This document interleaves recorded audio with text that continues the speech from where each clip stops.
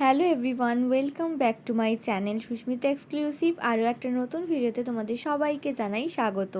আজকে তোমাদের এই ভিডিওর মাধ্যমে শেয়ার করব আমার বোনের জন্মদিন, 10 বছরের সেলিব্রেশন আর কী কী প্রিপারেশান নিয়েছিলাম সমস্তটাই।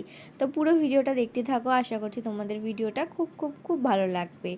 বোনের জন্মদিন ছিল শুক্রবার, আর বুধবার আমরা বেরিয়ে পড়েছিলাম সন্ধেবেলা কেনাকাটা করতে।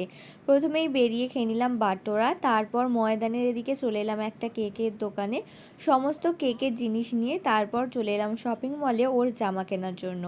অনেক জামা দেখার পর এই জিন্সের প্যান্ট আর টপটা পছন্দ হলো, ওটাই নিয়ে নিলাম। পরের দিন বৃহস্পতিবার সন্ধেবেলা বসে পড়লাম কেকটা রেডি করার জন্য।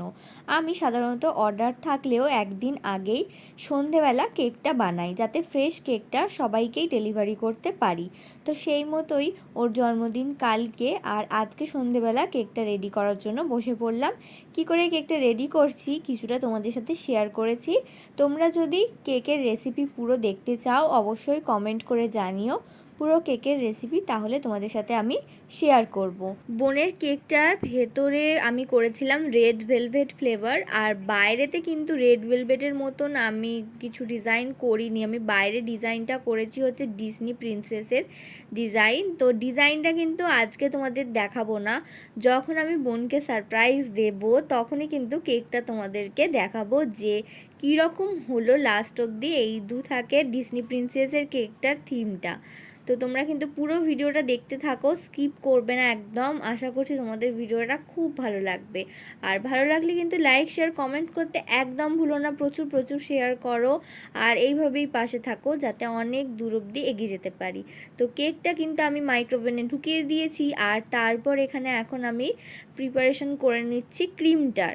তো ক্রিমটা কিন্তু আমি রেডি করে নিয়েছি, দেখো ক্রিম ভালো করে রেডি হয়ে গেছে। পরের দিন সন্ধেবেলা 8টার সময় বোনকে নিয়ে আসা হয়েছে। আমরা অফিস থেকে গিয়ে 7টার সময় সাজিয়ে ফেলেছি, পুরো ডেকোরেশন হয়ে গেছে, মামার বাড়ির নিচেতেই হয়েছে। তারপর কিন্তু দেখো ওকে 8টার সময় নিয়ে আসা হয়েছে, সবার লাস্টে আনতে বলেছিলাম মাকে, সেই মতোই কিন্তু মা নিয়ে এসছে। আর ও চোখ বন্ধ করে ওকে নিয়ে এখন ঢোকাচ্ছে, ও কিন্তু এখনও কিচ্ছু দেখেনি। আর তারপর সমতার মাথায় একটা ছোটো ওই মুকুটের মতন পাওয়া যায় গোল্ডেন কালারের, ওরকম পরিয়ে দিল।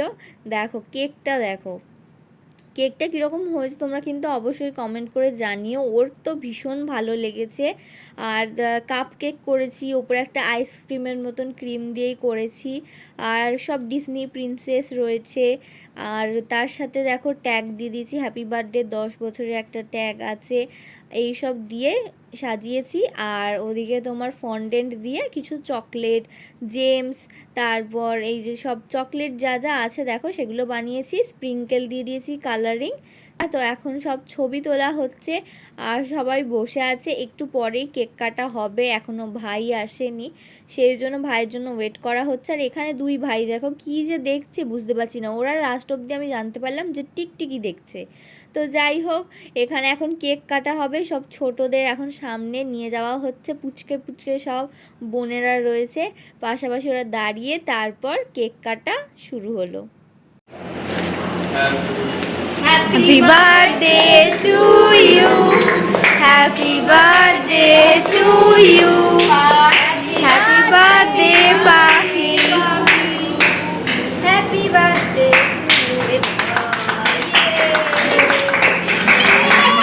কেক কাটা তো হলো, এরপরও সবাইকে কেকটা খাওয়াচ্ছে, প্রথমে মাকে, তারপর দিদাকে, আমাকে, পরপর তারপর এই যে ছোটো ছোটো বোনেদের, দাদাকে, সবাইকে কেক খাওয়াচ্ছে। আর সব থেকে বড় কথা কি জানো, বার্থডে গার্ল নিজেই সেদিনকে কেক খেতে ভুলে গেছে।